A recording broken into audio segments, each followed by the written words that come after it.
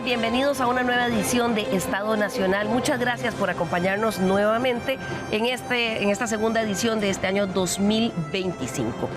¿Qué nos traerá este año desde la perspectiva económica? ¿Cómo va a estar la situación económica del país, de los hogares y también de los bolsillos de cada uno de nosotros? Muchos ticos piensan que la economía en el 2024 estuvo complicada, que el dinero cada vez alcanza menos. ¿Cómo creen los costarricenses que será el 2025? Nos fuimos a la calle a ver qué opinaban y esto fue lo que nos contaron. Posiblemente podrían estar como más caros, dijera yo, ¿verdad? Porque la situación la estamos viendo como algo durito aquí en Costa Rica. Los salarios no van acordes con el salario está muy reducido a como está constantemente la economía y todo cada día sube más. Como va la situación, alta, que sí está todo muy caro, todo eleva los precios. Primero que nada, pues hay que saber que hay que irse limitando a muchas cosas, ¿verdad? La economía cuesta mucho que baje, por ahí hay que ver cómo están los artículos de caro, cómo está la situación y todo, es muy difícil que baje. La plata no alcanza, majita, no alcanza. Uno compra un gran día y debe comprar la mitad, porque no alcanza la plata, todo está muy duro. Por otro lado, algunos piensan que es un tema de orden en las finanzas y ahorro. La economía va a ser fructífera si usted sabe economizar y sabe ahorrar a un plazo largo.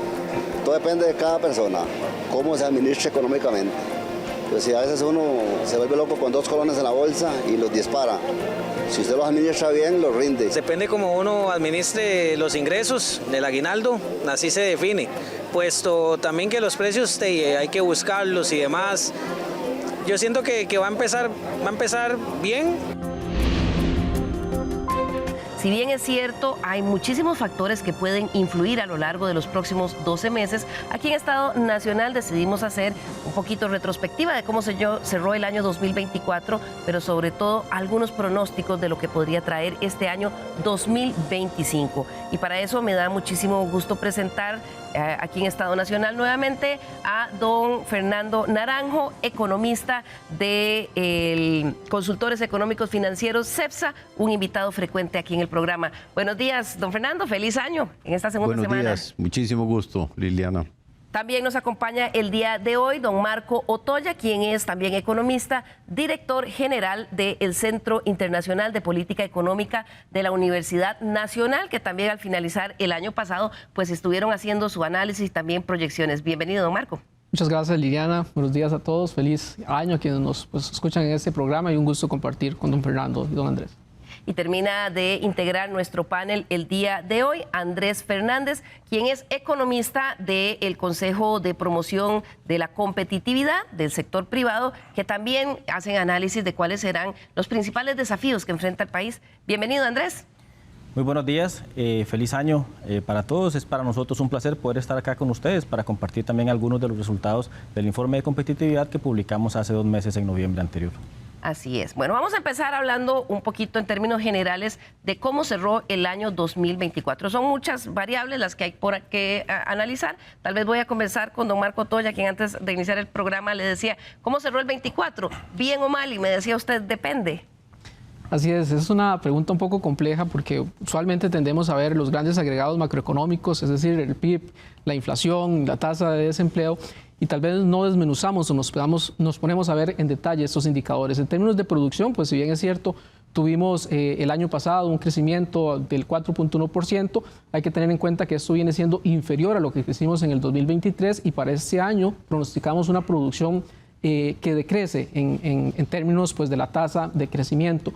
Algo que hay que tener pues, en cuenta es que este crecimiento lo hemos venido respaldando principalmente por el consumo, un elemento que hay que tener en cuenta que se nos puede volver un riesgo y el consumo muy asociado a bienes duraderos y endeudamiento en dólares, pero también que ha sido el régimen especial o el régimen de zonas francas el que ha impulsado este crecimiento, que también se nos convierte en un riesgo porque apenas se explica alrededor del 20% de la producción nacional.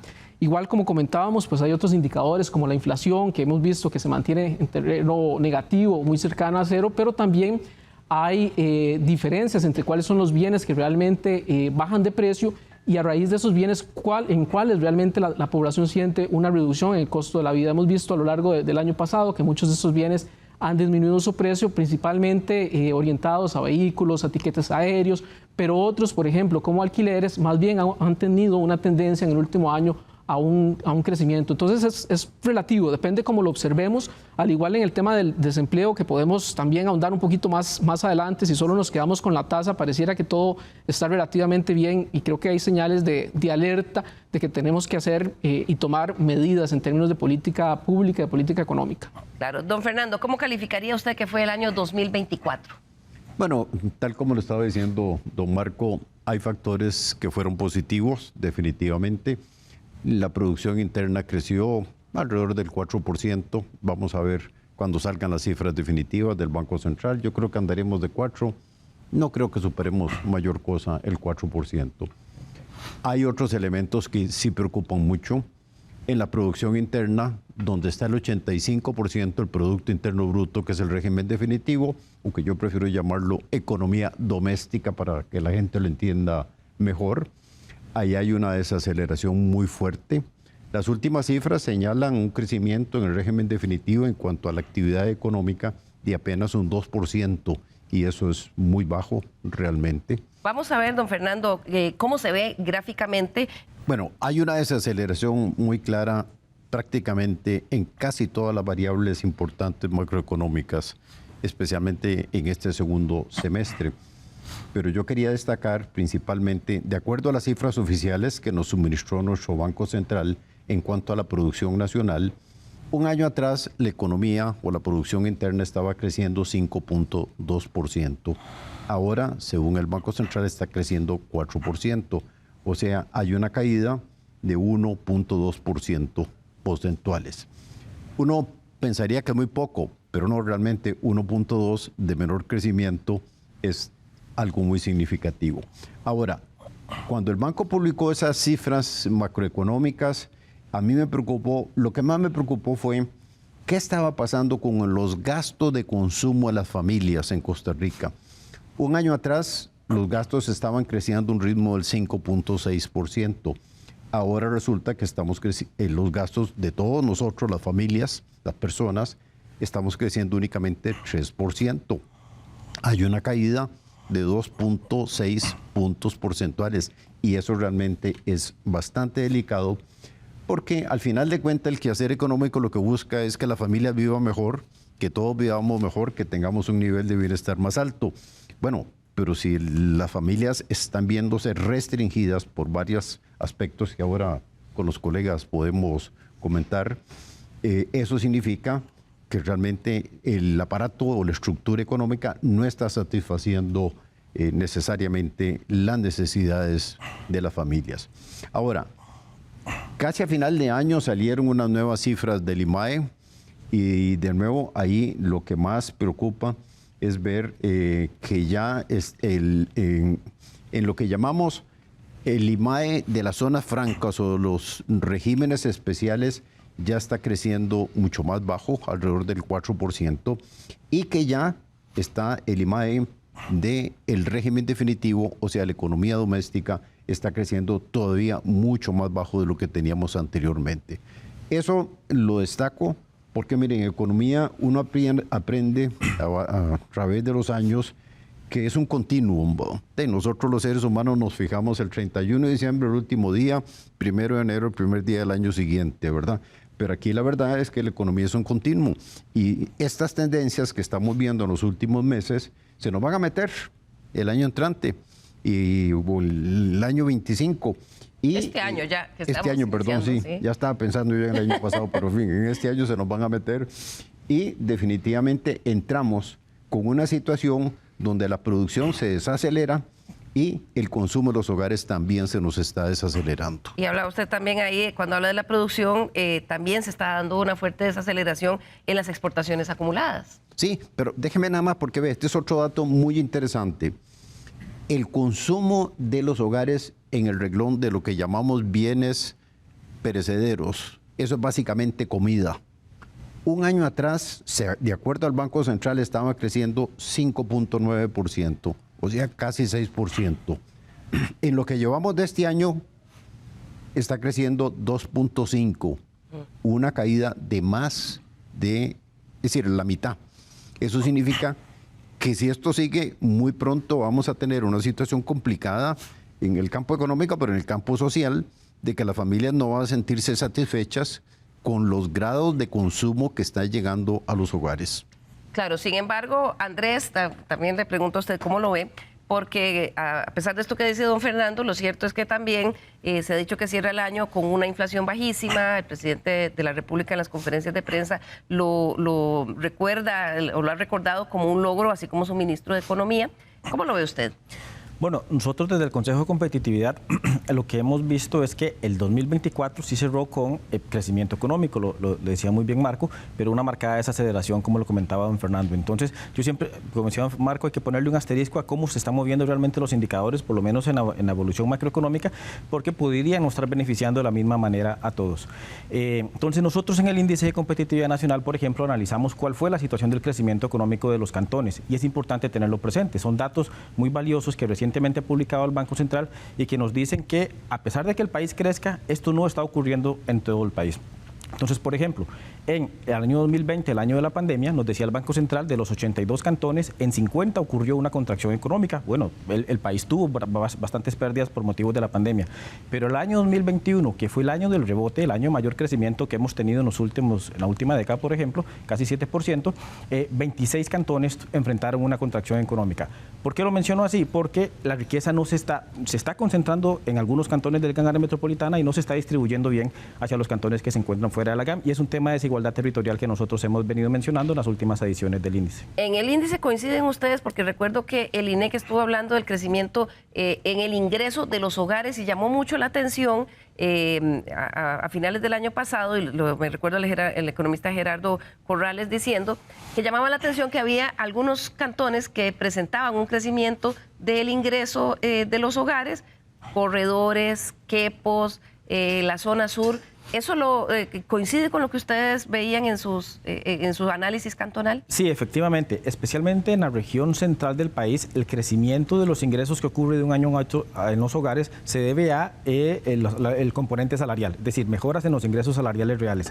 Pero el año 2024 ocurrió que en la mayoría de cantones que se ubican fuera del área metropolitana, el crecimiento no estuvo impulsado por mejoras en los ingresos por trabajo, sino por otros tipos de ingresos. Y cuando uno lo va a analizar, lo primero que logra determinar es que esto no estuvo impulsado por transferencias estatales, como podrían ser becas, transferencias del gobierno de Limas, por ejemplo, para la atención de la pobreza, sino por otros tipos de transferencias, algunas que incluyen, por ejemplo, pensiones nacionales y algunas otras que reciben algunas personas jubiladas, pero otros tipos de ingresos que están recibiendo los hogares, algunos que no se han logrado determinar por completo de dónde provienen y que el INEC debiera poner atención para este año 2025. Pero en esencia lo que nosotros llamamos la atención es a esa desigualdad territorial. Incluso aunque el Banco Central en algún momento los anuncie que el país va a crecer 8% en el 2026, en el 2027 o en algún año próximo, eso no se está distribuyendo de una buena forma en todo el país, en todos los cantones del país, y el Índice de Competitividad Nacional hizo énfasis, de hecho, en la edición que publicamos en noviembre, de que solo 7 cantones del país concentran la mitad de la producción. Y como lo decía don Fernando, muy influenciado por la presencia del régimen de zonas francas en muchos de estos territorios y el impulso que esto le da a estas regiones. Claro, don Fernando, eso fue una cosa que nos dejó el 2024, una especie de misterio sobre ese crecimiento en el ingreso de los hogares de algunos cantones, sobre todo en la zona sur y Jacó y el Caribe. Sí, perdóneme que me estoy sonriendo, pero mi sonrisa más bien es de pesar, porque es cierto, las cifras de la encuesta nacional de hogares que se hizo a mediados del año reflejó un crecimiento en 3 zonas que usted los destacó muy bien, ¿verdad? Básicamente el Pacífico Central, el Pacífico Sur y la parte de Limón. Pero bueno, curiosamente, un año atrás, en el año 23, no solo no crecieron, sino que en algunos casos decrecieron los ingresos de los hogares. Y la gran pregunta es, ¿qué cambió de un año a otro en esas zonas para que hubiera una mejora en los ingresos de los hogares? Y bueno, yo no quiero especular porque realmente no tengo las evidencias, pero sí en la encuesta de hogares, Andrés, ahí sale muy evidente que hay un renglón que no es el trabajo común y corriente remunerado y formal, sino que son otros ingresos los que aparecen ahí, que son lo que le da ese dinamismo. Es cierto lo que usted dice claramente, hay una mejora en los índices globales de pobreza del país y se mejora el ingreso a los hogares en esas regiones tan específicas. Pero muy curioso, a pesar de que yo sé que a finales del año pasado hubo una controversia porque por lo menos yo sé decir que el turismo se estaba desacelerando mucho, ¿verdad? Y era una preocupación, pero ¿veis? Las autoridades de gobierno salieron a refutarme. Pero curiosamente, en la región donde supuestamente tenemos la concentración mayor de turismo, que es la región chorotega, como todos sabemos, el crecimiento el año pasado 24 fue 0.1%. Entonces, bueno, la gran pregunta, ¿de dónde están saliendo esos ingresos tan extraños? Y bueno, y curiosamente, para terminar esto, porque si no nos concentramos en este tema, y hay otro tema muy importante. Si uno analiza la balanza de pagos de lo que el Banco Central lleva, de nuevo aparecen unos renglones, ya no en la parte real de la economía, en la parte financiera, de ingresos, de capitales, que el Banco Central no nos ha sabido explicar de a dónde vienen esos ingresos. Claro, eso sería, no sé, don Marco, si podría ser un ejercicio interesante para ustedes que hacen todas en su plan de investigaciones económicas, quizás retomando esos, creo que eran 5 o 6 cantones que tenían ese ingreso, recuerdo que había uno que tenía más del 20% de aumento de ingreso de los hogares, que pudieran hacer un estudio, digamos, in situ de ver qué es lo que está sucediendo ahí. Claro, y tal vez para irme un poquito más atrás con algo que mencionaba pues don Fernando en términos de la economía doméstica o de la economía local, lo que está pasando y que está muy vinculada precisamente a las regiones, a las costas o a la zona norte, es que el empleo en estas zonas realmente no ha mostrado un aumento o una recuperación significativa durante la pandemia. Vemos actividades como la agricultura, la ganadería, el sector construcción, por ejemplo, que son fundamentales en estas regiones fuera del área metropolitana, que no están necesariamente creciendo o que no se están recuperando. Además, si bien es cierto, ha habido un descenso en la tasa general de desempleo, cuando nos vamos a observar el desempleo en estas regiones del país, en la zona sur, en la zona norte, en Limón, lo que observamos es que no necesariamente ligadas a las actividades económicas hay una reducción del desempleo. Todavía logramos observar cifras de desempleo de 2 dígitos, por ejemplo, en el sector construcción o incluso en el sector de hoteles y restaurantes, que es un sector que precisamente está muy vinculado al turismo, que uno podría decir, bueno, es un sector que está creciendo tal vez de manera importante, pero lo que está pasando es que no está incorporando fuerza laboral al mercado en términos de esa dinámica. Nosotros hemos venido viendo también que hay una disociación entre el mercado de trabajo, si lo queremos ver así, y la forma en la cual está creciendo la economía. Es decir, la economía no está sabiendo capturar una cantidad importante de fuerza laboral. Si a esto le ligamos esta parte que no tenemos todavía conocimiento de dónde está saliendo este aumento en los ingresos y le ligamos los indicadores de ocupación que más bien en algunos casos no se mueven o disminuyen a pesar de que se ven tasas de desempleo inferiores, esto nos da otro tema para analizar, o sea, qué es lo que realmente está pasando también en el mercado de trabajo y esa disociación que existe entre el crecimiento económico y la fuerza laboral. Claro. Y otra cosa con la que cerramos el 2024 y que ahora vamos a ver qué va a pasar en los próximos 12 meses es el tema de la política cambiaria y del tipo de cambio. Don Fernando, el año pasado fue un año de lamentos del sector exportador, del sector turismo, lamentos que no tuvieron ninguna simpatía por parte del Banco Central. Ah, carambas, ahora sí me complicó la vida usted. Pensé que me iba a hacer preguntas más fáciles que esas.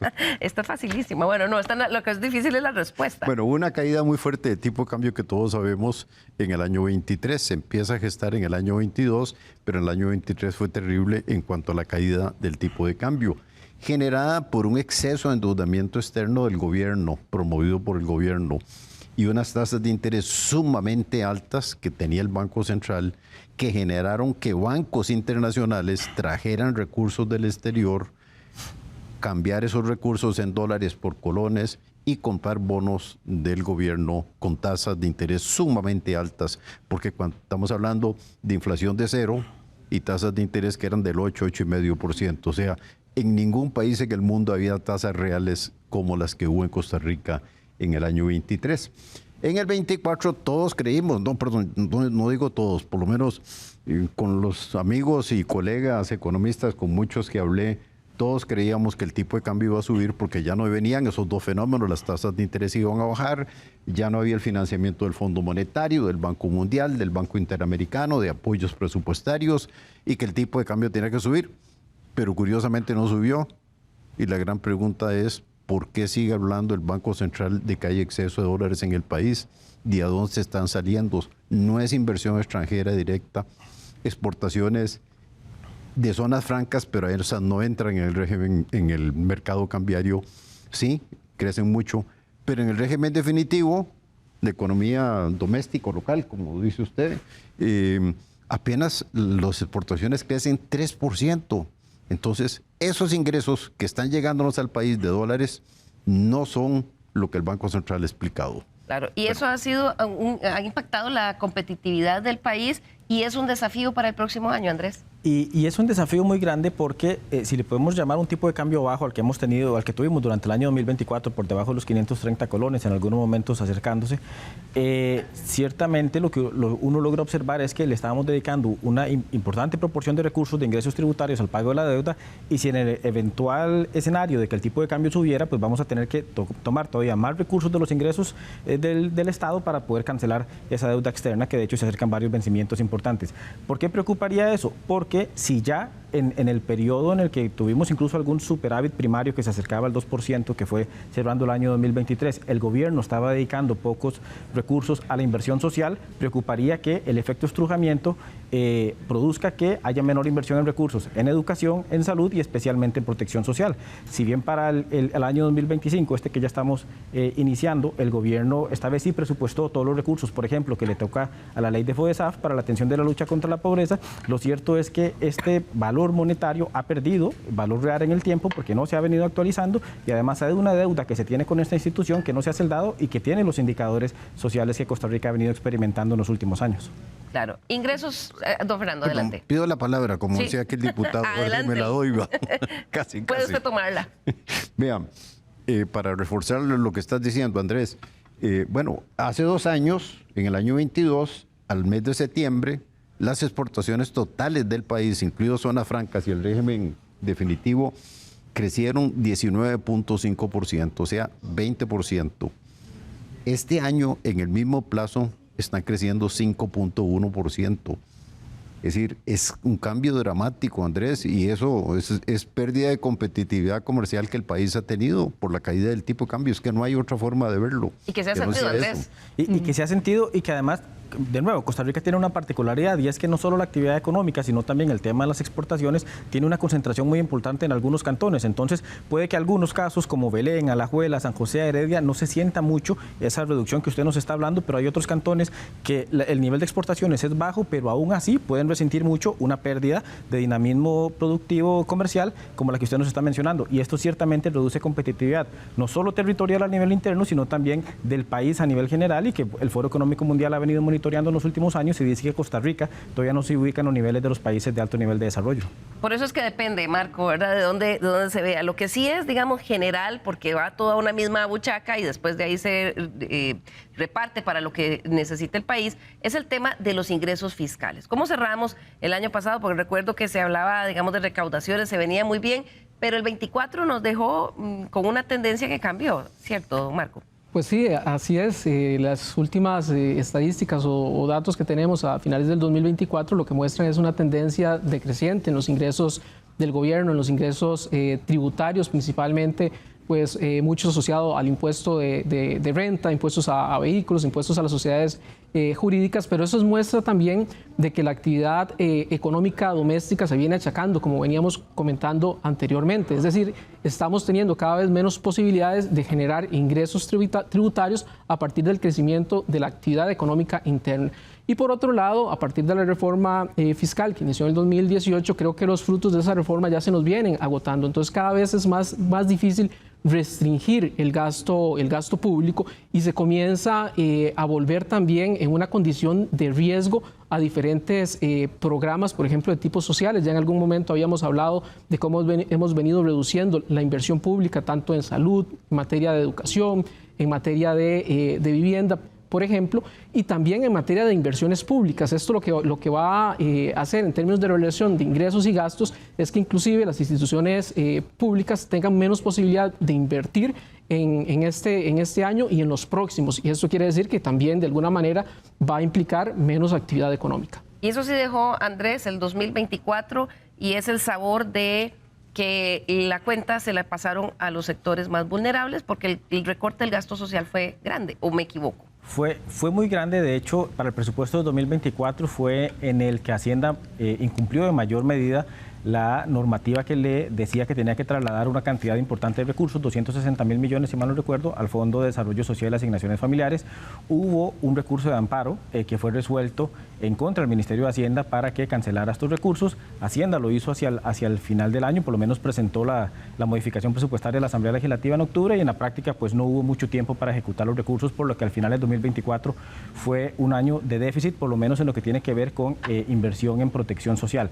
En el caso de la educación ha sido un continuo de crecimiento del presupuesto. Han venido creciendo algunas partidas como las remuneraciones a los docentes. Ahora con el ingreso de la Ley Marco de Empleo Público pues va también a haber existir una presión importante para el crecimiento de las remuneraciones hacia el sector educativo, que es natural.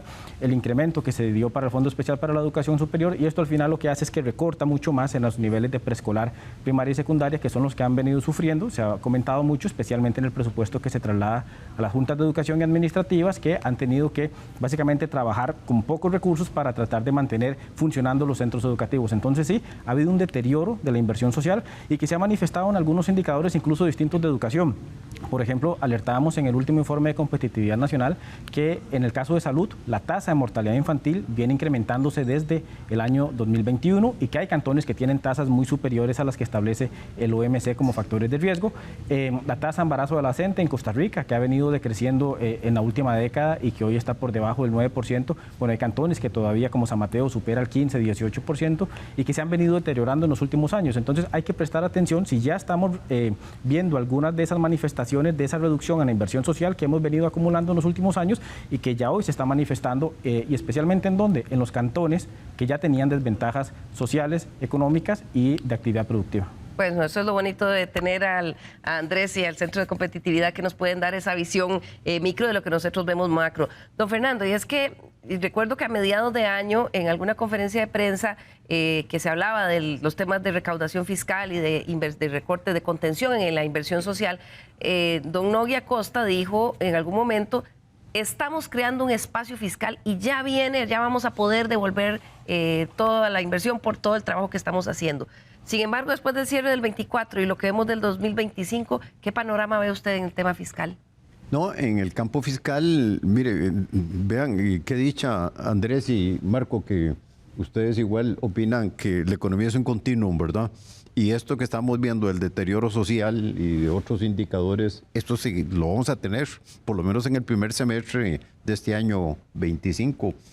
Entonces, yo lo que veo en la parte fiscal es que vamos a seguir teniendo problemas. Lamentablemente, aquí en el año 23 especialmente, el país se endeudó altamente con los organismos internacionales por razones presupuestarias y para mantener un tipo de cambio relativamente bajo. Y eso fue un gran error y una gran falta, digamos, que hay que reclamarle al gobierno, digamos, porque manejó mal.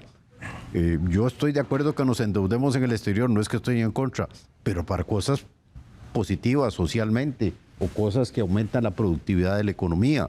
Pero aquí fue terrible. Y esto, lo que vamos a ver, es una situación fiscal que no va a mejorar porque no hay... Es decir, el ministro nos está planteando prácticamente una nueva reforma tributaria.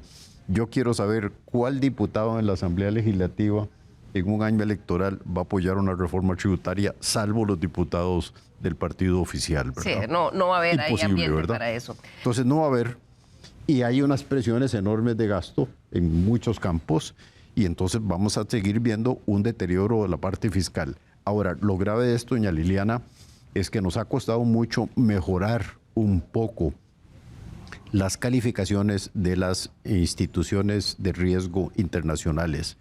Y si se nos viene un deterioro fiscal, nuevamente se nos vienen para abajo esas calificaciones.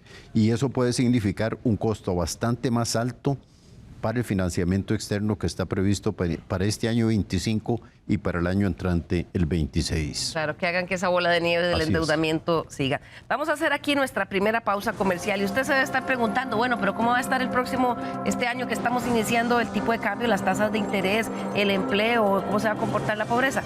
Ya volvemos y hacemos algunos pronósticos sobre eso.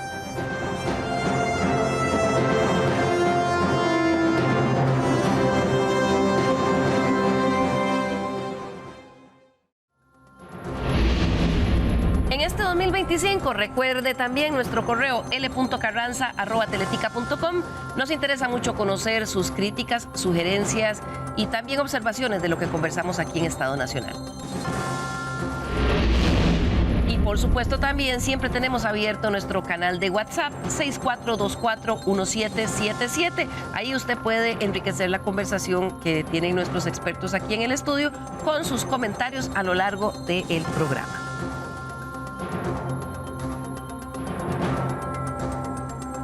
Gracias por continuar con nosotros aquí en Estado Nacional, el segundo programa de este nuevo año 2025. Hoy que estamos hablando sobre los pronósticos de qué nos depara la economía en los próximos 12 meses. Sin duda depende de muchas cosas. El contexto internacional también juega un papel importante, pero todos estamos pensando, bueno, ¿cómo va a afectar mi vida cotidiana? Es decir, ¿qué va a pasar con los salarios? ¿Qué va a pasar con el tipo de cambio? ¿Qué va a pasar con las tasas de interés?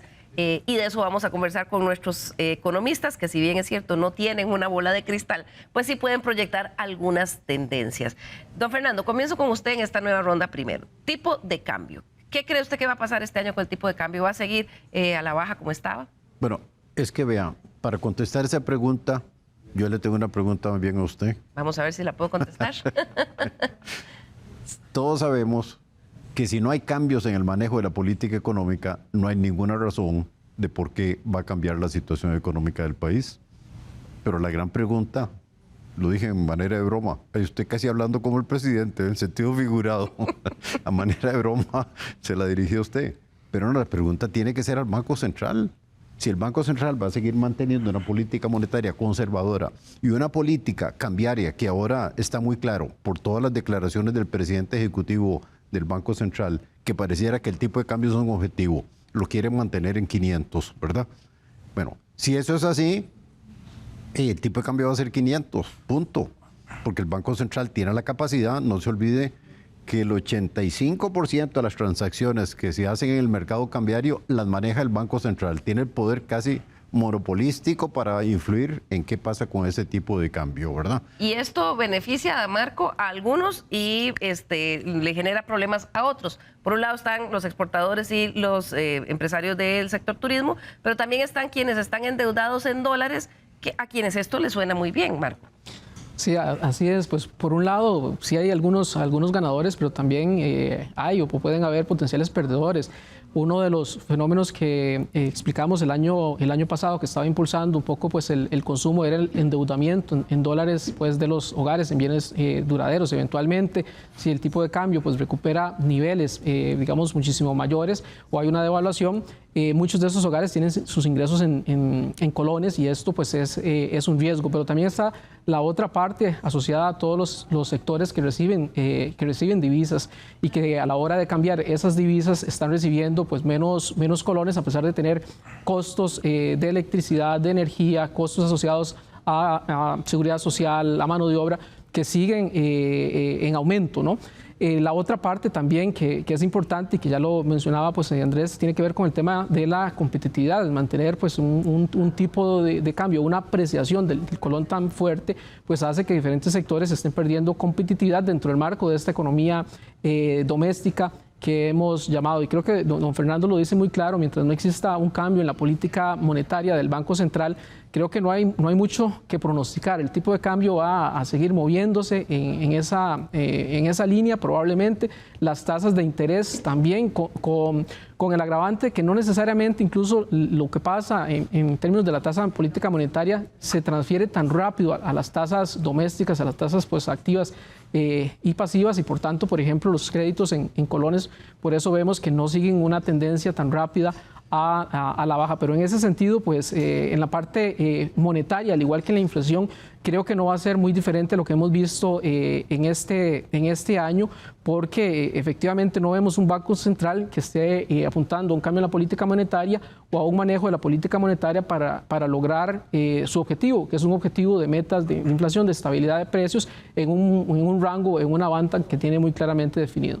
¿Qué retos trae esa política monetaria si se mantiene, como don Roger Madrigal, de cambiaria, digo más bien, se mantiene como la ha mantenido desde el Banco Central, desde los territorios, Andrés, para este 2025? Don Marco lo decía muy bien, esa pérdida de competitividad en algunos sectores es muy importante tomar en cuenta, porque algunos de los indicadores del mercado laboral, cuando los analizamos a nivel territorial, han tenido influencia por lo que ha ocurrido con el tipo de cambio, que si bien pues no impacta los grandes números, estamos poco más de 2 millones de trabajadores en el país, ciertamente afecta sectores y economías particulares del territorio nacional. Entonces, ¿qué preocuparía? Que esta tendencia continúe, que los indicadores, algunos indicadores laborales particulares puedan continuar deteriorándose. ¿Qué le puede decir a las personas que deben el carro, la casa, Perdón, colones y en dólares? estoy excediéndome en lo que estoy hablando, pero vea. Adelante, aquí tiene usted total libertad de cátedra. Con otro comentario sobre el tipo de cambio.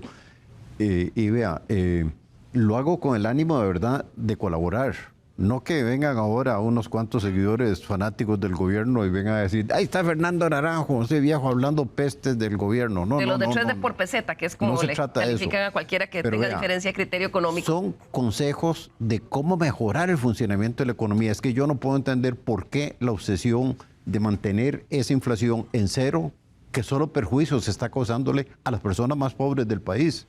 Porque los más ricos, ya lo sabemos, los ha afectado mucho, se han beneficiado de esa caída en la inflación. Pero, Fernando, esa no es la narrativa que se vende, es decir, cada vez que se dice la inflación es la más baja de Latinoamérica. Recuerdo a final de año en una conferencia también el ministro de Economía presentó un cuadrito donde aparecía como campeón Costa Rica por tener una inflación baja. ¿Por qué usted dice que la inflación baja, que se supone que es mantener los precios, digamos, a raya, afecta a los más pobres? Primer elemento, dígame un solo país en el mundo, quisiera saber, que ha tenido una inflación y que no entró en una crisis económica 13 meses seguidos con inflación de cero o negativa. No existe, salvo los que han entrado en crisis muy severas, y eso no es lo que queremos para Costa Rica. Segundo, claramente, y los indicadores, aquí mis dos colegas lo conocen muy bien, si usted analiza el índice de precios al consumidor por estratos económicos, las personas que más se han beneficiado con la inflación cercana a cero o negativa han sido las personas de ingresos más altos. Porque ¿qué es lo que cae de precio? Los viajes al exterior, la compra de dólares, el producto más barato que hay en Costa Rica es el dólar hoy en día, los automóviles. Entonces, bueno, eso es es decir, a mí me da pena decirlo porque los ministros deberían decirle al presidente, estamos engañando al pueblo porque realmente no son los más pobres los que se están beneficiando con esto. ¿Qué opina usted de eso, lamentablemente, eso es así, Liliana. ¿Es cierto que la inflación baja no está beneficiando a los más pobres? Yo no podría apartarme de ese comentario, don Fernando. Es un hecho y es comprobado. De hecho, la inflación baja o negativa de manera persistente también nos puede llevar a una contracción económica, una contracción del consumo. Entonces, los riesgos son muchos. En realidad, no son las clases más vulnerables las que se están favoreciendo de esta inflación en términos, digámoslo así, negativos, porque además cuando uno analiza el comportamiento de los bienes más de consumo de los hogares o de las unidades domésticas, esos bienes realmente tienen una variación en el nivel de precios. Si estamos hablando pues, de las verduras, de las frutas, de la carne, del pollo, usualmente varían a lo largo del año. Lo que pasa es que sí nos hemos favorecido un poco por el comportamiento de esta política monetaria, en el sentido de ver un indicador bajo que funciona pues, muy bien a la vista, digámoslo así, pero no con un impacto real en lo que uno llamaría el costo de la vida para las personas. Y estoy seguro que este costo de vida para las personas incluso es muchísimo más alto en las zonas o en las regiones, en las zonas costeras, en la zona norte, donde como proporción a su ingreso representa un elemento importante. Pero yo escuché al ministro de Economía en una conferencia el año pasado decir, costarricense, usted siente que le alcanza más el dinero. Eso se debe a que la inflación está más baja. ¿Eso no es cierto? Es un depende, porque entonces ahí hay que analizar realmente los ingresos. Si las personas están teniendo un aumento real en sus ingresos, es probable que les esté alcanzando para comprar, digamos, sus cosas y dedicar parte del ingreso a otros rubros o otros bienes, inclusive de lujo.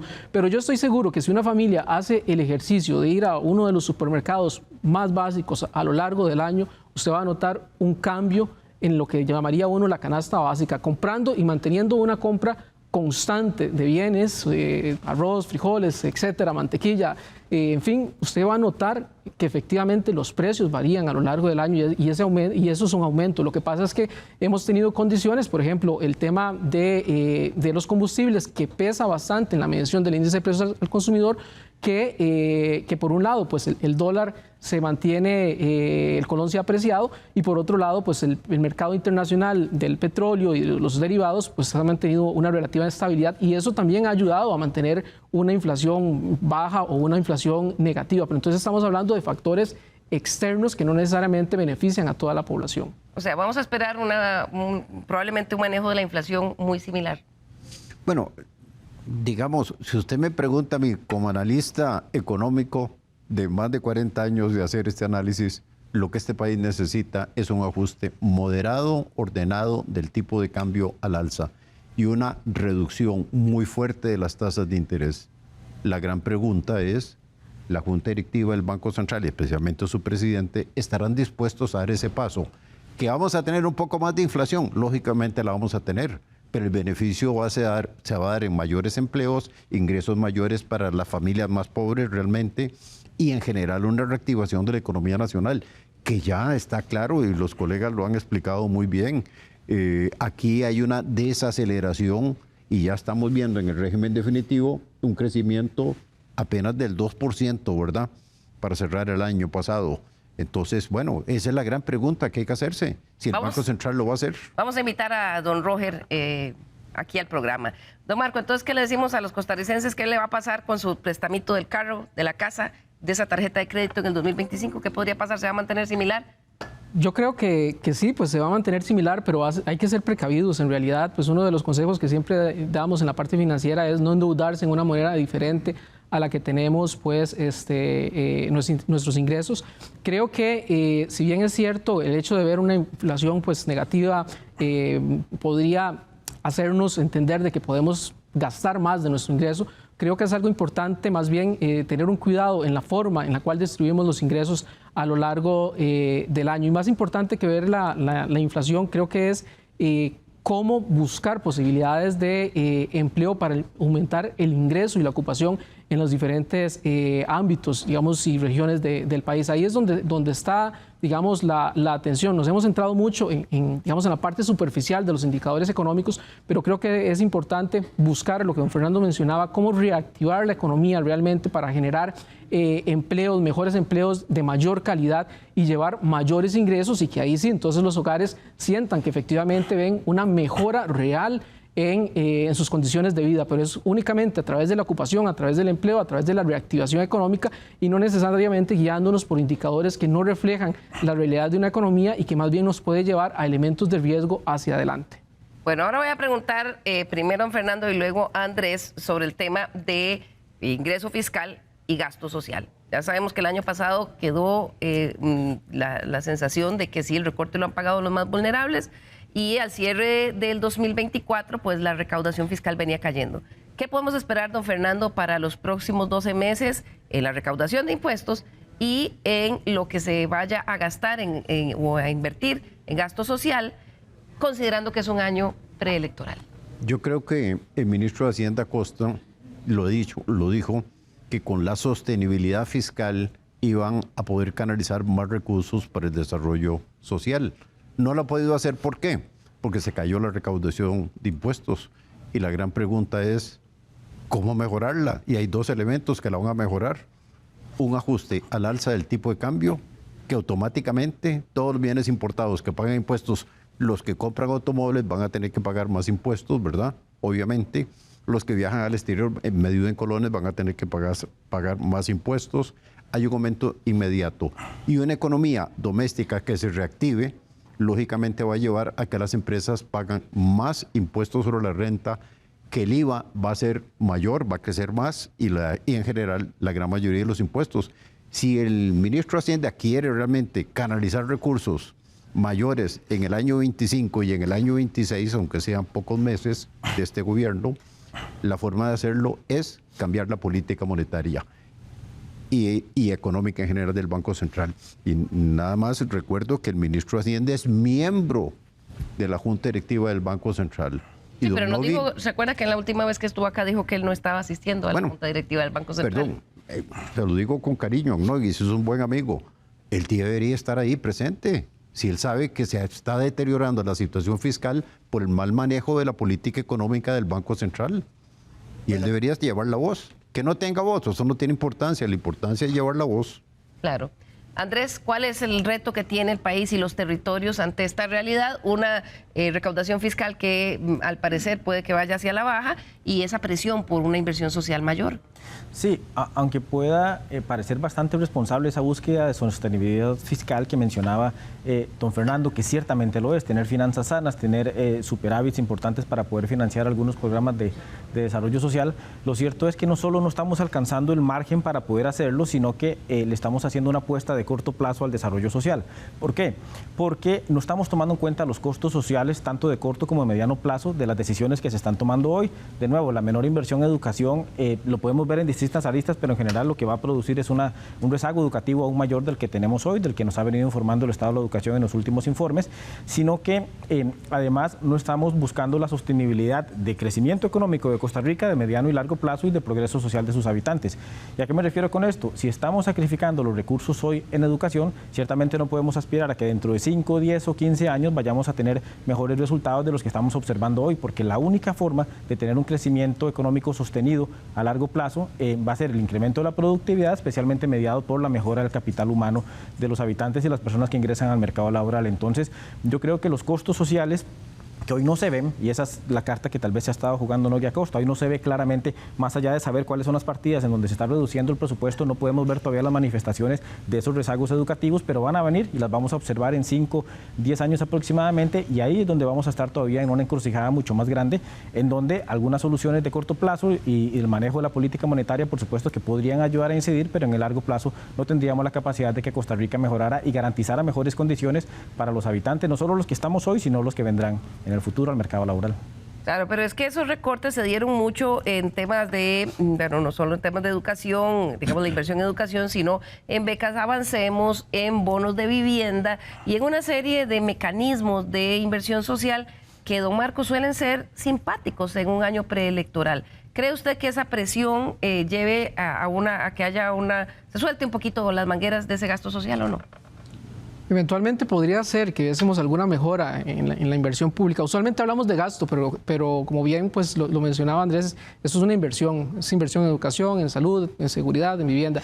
Entonces puede ser, pero creo que el ámbito fiscal que tenemos en este momento no nos va a dar para ver mejoras significativas como sí las necesitamos en todos esos ámbitos. Y esto eventualmente por esa reducción en los ingresos que hemos venido viendo de manera significativa y un gasto que comienza a verse inflexible. Claro. Hay otro contexto que es importante analizar a la hora de hacer proyecciones de lo que le va a pasar a la economía costarricense en los próximos 12 meses y es el que tiene que ver con el mundo. ¿Qué pasa en el mundo? Hay inestabilidad en Oriente Medio, posibilidad de guerras y un cambio en la presidencia de los Estados Unidos. Don Fernando, ¿qué implicaciones podría tener eso para nuestra economía?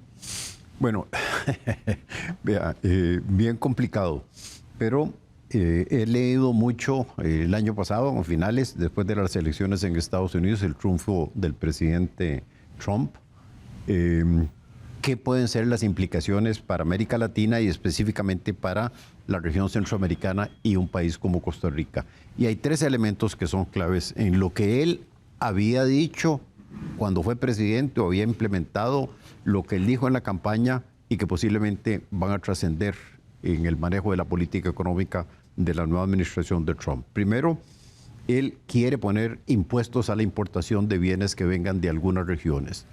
Específicamente ha hablado México, Canadá y China, ¿verdad? No ha mencionado Centroamérica, pero perfectamente puede ser que nosotros entremos.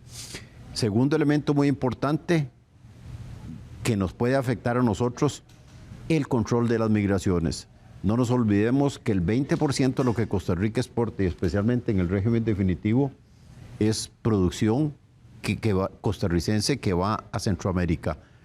Familias en Centroamérica que tengan menos capacidad de consumo significan menos posibilidades de exportación de Costa Rica, y eso puede ser un elemento muy importante. Y el tercer elemento clave es que Trump ha dicho que él quiere que las empresas norteamericanas que producen fuera de los Estados Unidos regresen a los Estados Unidos. Y yo creo que ahí es donde más nos puede afectar, porque el presidente Trump puede tomar una decisión muy sencilla realmente, y es crear un incentivo para que las utilidades que se generen fuera de los Estados Unidos por empresas norteamericanas estén exonerados del impuesto sobre la renta de los Estados Unidos. Y es muy importante, Liliana, que recordemos que en Costa Rica más o menos el 75% de la inversión extranjera que nosotros tenemos no son nuevas empresas, son reinversiones que tienen las empresas ya establecidas en el país. Y eso sí nos puede afectar mucho, pienso yo. Pero en fin, esto es una gran pregunta. Y lo del Medio Oriente, mejor dígame usted, a ver si me medio orienta, ¿qué va a pasar? ¿Verdad? Porque eso puede haber presión sobre el petróleo. Sí, claro. Puede haber una presión sobre el petróleo, y si hay un ajuste en los precios del petróleo que estuvieron muy estables en el año 24, eso sí nos va a afectar mucho, muy directamente a nosotros. Claro.